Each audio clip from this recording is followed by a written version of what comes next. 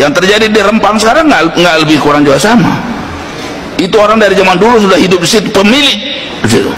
Kita mengusir penjajah apa supaya tanah air punya kita. Kalau kita membangun terus yang menikmatin orang rakyatnya, diusir rakyatnya, dibulldozer, gimana? Ini pikiran begini. Yang hancur yang kecil-kecil ini, yang besar tambah besar. Ini kan kebijakan kita yang bikin. Integrator segala macam itu kan kita bikin buat orang. Ternyata malah dia ngatur mereka, ini untung. Di mana letak kemerdekaan kita kalau segala kita diatur mereka, napas kita diatur mereka? Ini kan kesalahan kita, artinya kita harus cek ini. Saya setuju Panja itu Pak, supaya kita bongkar ini. Jangan dikira kita bikin yang dengarnya nama hebat integrator begini, ujung-ujungnya nggak ada yang kontrol. Kalau misalnya ditentukan 20%, nggak ada yang siapa yang kontrol.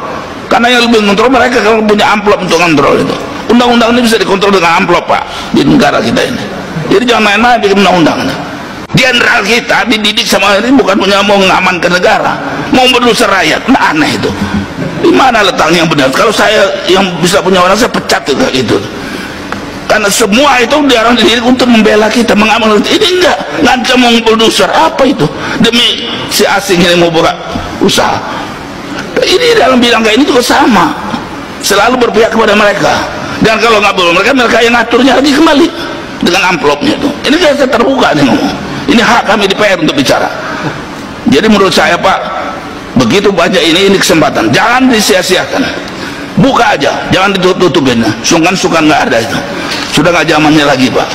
Dan berhentilah ngomong berpihak rakyat kalau masih begitu caranya. Nggak peduli saya.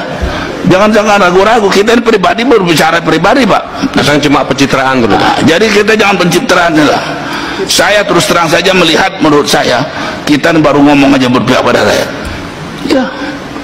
Dan apa yang katakan orang misalnya Pak ya, kalau mau dibangunkan di Rempang itu rakyat itu dididik supaya bisa bekerja di situ, bukannya diusir, dibulldozer. Kalau kita bikin jalan tol, rakyat di situ harus dapat juga untung. Jangan dibeli tanahnya dengan murah, diusir, tapi dia punya share karena lewat di daerah dia. Begitu caranya. Kalau betul berpihak pada rakyat, apapun yang dibangun di situ, rakyat itu mesti nikmati karena tanahnya punya dia. Kalau nggak sama dengan penjajah, usir aja lagi. Maka saya bilang tadi, kalau mereka menjajah ngatur keuntungan, saya lebih pengusaha itu kita usir. Nah begitu, tumbuhkanlah pengusaha kita yang benar. Nah ini celakanya pengusaha kita ini kadang-kadang nggak benar. Ya, mesti bapak-bapak ini sudah sekian tahun mesti jadi mereka, bukan mereka yang diatur ngatur mereka tetap kecil, bahkan jadi mau mati seperti ini kan kacau ini. Makanya setuju kalau Pak Jarod ini, mereka ini harus kita piting, harus jangan dipeluk Pak Jarod, dipiting aja. Kalau perlu injak, iya. Lalu kita mau, ini negara kita nih, siapa coba yang ngomong muda? Nah, jadi saya setuju Pak Jarod yang itu udah keras ngomong, cuman dia bilang dipeluk, ini orang Jawa sih. Nah, jangan bilang lagi mendablak, saya nggak ngerti Pak. Jadi saya pikir dia senang dia bebal, betul setuju. Jadi Pak Dirjen kalau bebal itu Pak, kita usul ganti. Nggak peduli dia mau koalisi nggak koalisi, mau kuali apa, nggak ada urusan, pecat. Kalau nggak berpihak rakyat, begitu dong. Bapak juga berhak begitu. Dirjen itu tidak berpihak kepada kami, menyusahkan kami. Nah kami dari DPR langsung kita harus sama-sama begitu. Kalau Bapak cuma ngudul di belakang atau demo, betul saya setuju, nggak usah capek aja lah. Karena sekarang negara juga beri duit itu buat nyemprot rakyat, buat menyusun gebukin rakyat. Padahal itu hak kita untuk demo.